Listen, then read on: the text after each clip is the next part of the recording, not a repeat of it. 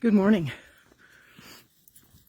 These days after Christmas are sometimes very difficult for people.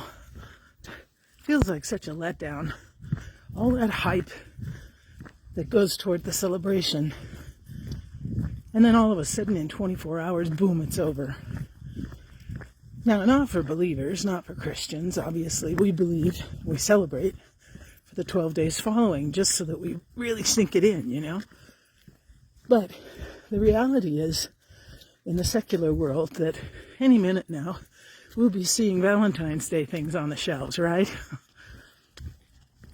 Life goes on. And so Christmas becomes a holiday such as any other holiday.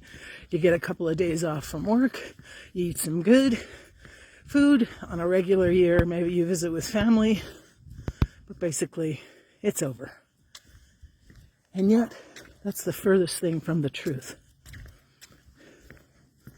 This day does not mark something new.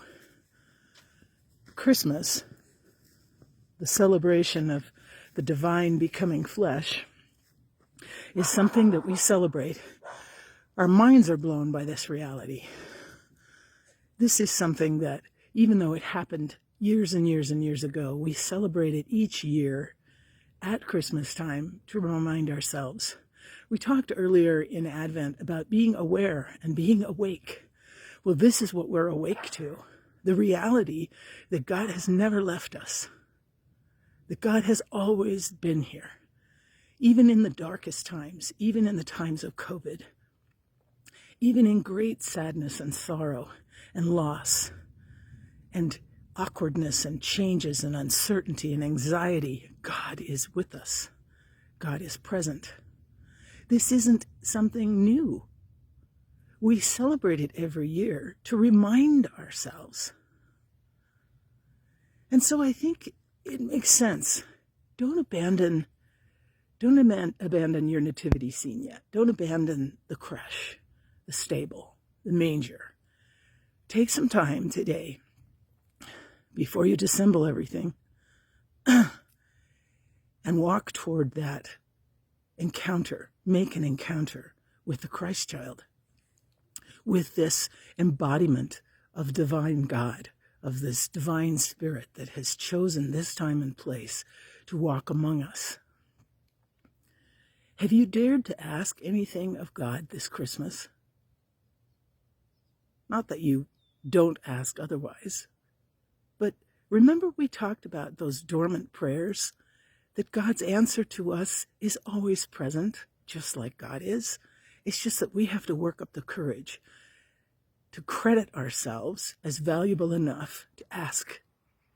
And as you come toward that crèche, as you walk toward that stable, in your imagination, a place that's filled with the warmth of animals, the smells of animals, the sounds of animals, and then these foreign human beings that are planted right in the middle of this animal scene, walk toward this scene. Imagine yourself there at the crèche. And work up the courage to lay your request before the bed of Jesus, the bed of the divine. Knowing in your heart that God has said that every question, every request will be answered. God hears you, sees you, knows you.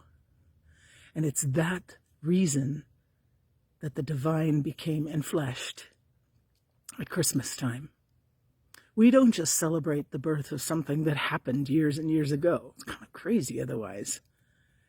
We're aware of the fact that that birth manifested the connection, the amazing connection between humanity and divinity.